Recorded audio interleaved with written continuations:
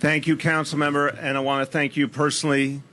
You reached out to me just within hours of this tragedy, and you said people in this community are hurting.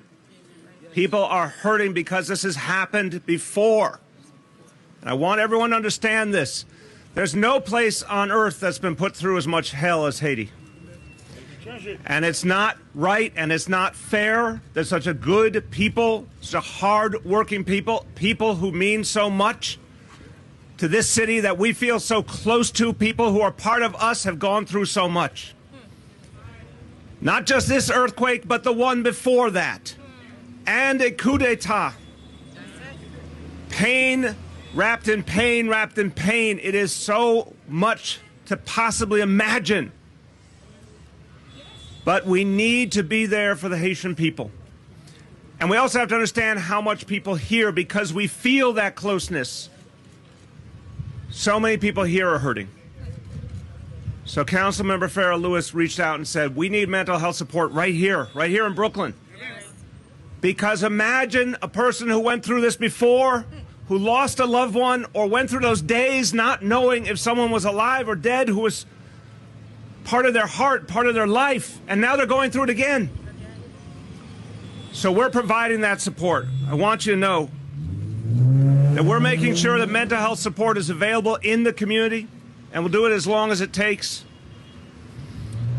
We have a site staffed by the Department of Health and Hospitals, Haitian American Council Training Center here in Brooklyn, and at the Evangelical Crusade Christian Church. And we'll get the help where people need it. Because on top of everything else, the one thing people should not have to worry about is a lack of mental health services. We need it to be available to people. I want to remind anyone, anywhere in this city who is feeling the stress, the anxiety, the fear, needs to talk to someone in English and in multiple other languages, including Haitian Creole, can call 888-NYC-WELL. 24 hours a day, trained counselors for free, there to help you, 888-NYC-WELL. But the other thing I want to say is New Yorkers always feel solidarity and connection when one of our homelands is hurting. Because there is no New York City without the Haitian American community. It doesn't exist. The greatness of this city is bound up with this great community. During the worst crisis in the history of New York City, COVID-19, who was there? Who were so many of the essential workers and the healthcare heroes? Haitian Americans, nurses, doctors, you name it. And so we feel, all of us, connected. And so New Yorkers, compassionate, good New Yorkers, we're always there for people in need. If you want to help Haiti, there are many ways to do it. Choose what works for you. But the Mayor's Fund has immediately set up the capacity to aid Haiti. You can go to nyc.gov/fund, donate anything you choose to, and we will provide the help to Haiti. We're going to have to be there again throughout this whole crisis for Haiti. And one thing we've learned, you cannot forget people after the crisis is over. When the immediate crisis is past, families are still hurting.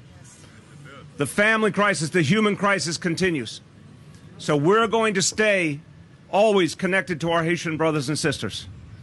And everyone, last thing I'll say, New York City gave a lesson to the world in resiliency and strength during COVID-19. Every single one of you showed people what it looks like to stand strong even in the pain. There's no one on earth who has shown us more than the Haitian people. I pray that this is the last time Haiti ever goes through anything like this. But we know the strength of the Haitian people. It is legendary. Let's be there for them. Let them know they are never alone. Haiti is never alone. New York City is always with you. Thank you, everyone. Thank you.